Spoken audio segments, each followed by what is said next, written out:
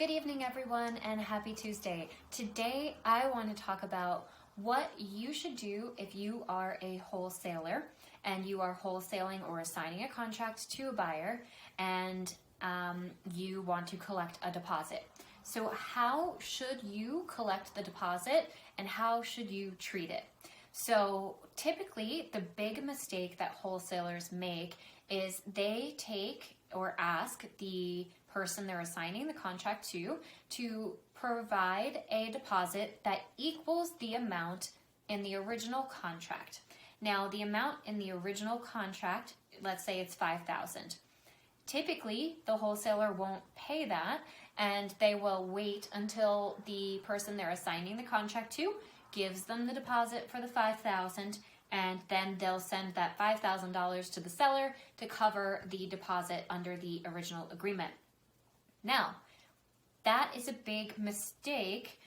You're doing the work, but half of it to protect yourself. So, of course, you want to have the end buyer put down the deposit on the contract itself. That is a very smart thing to do.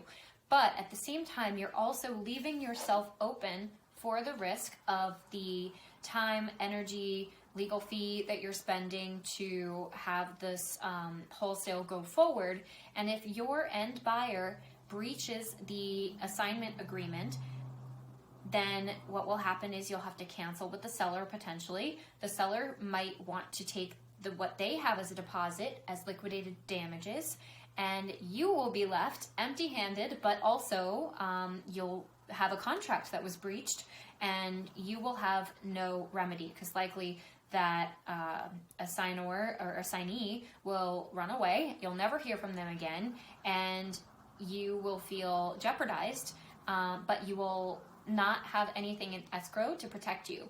So you should add an extra layer in your escrow or in your assignment contract that requires that you collect another deposit from the assignee, not just the one that relates to the original agreement, but another one that will be held in escrow by your attorney or the title company, whoever it is that you want to hold it.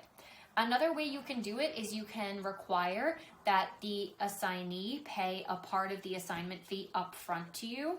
That can be taken as, the deposit, and typically that's how a deposit would be treated anyway, is you just say our assignment fee is $5,000 and you'll pay me $2,000 today and you'll pay me $3,000 at closing when you go ahead and buy the property from the seller.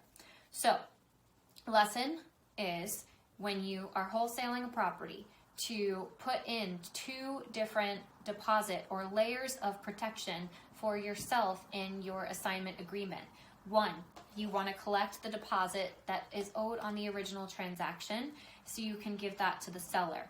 And then two, the deposit down payment towards your assignment fee so that you are protected in the case of having to break the contract with the original seller, and the reason for that might be related to the assignee. So that's number one. Number two is you want to collect your down payment or deposit towards your assignment fee so that if in the case of a breach of the assignment agreement, you can collect for your own time and energy and legal fees and everything else that you might experience as far as the breach is concerned. The way that you do this is you put language into the contract, and you can have your attorney do this that maps it out so that it's clear where the money's going, where it's held, and when it would be released back to the assignee, if at all, or if it would be held by you and when those circumstances would happen.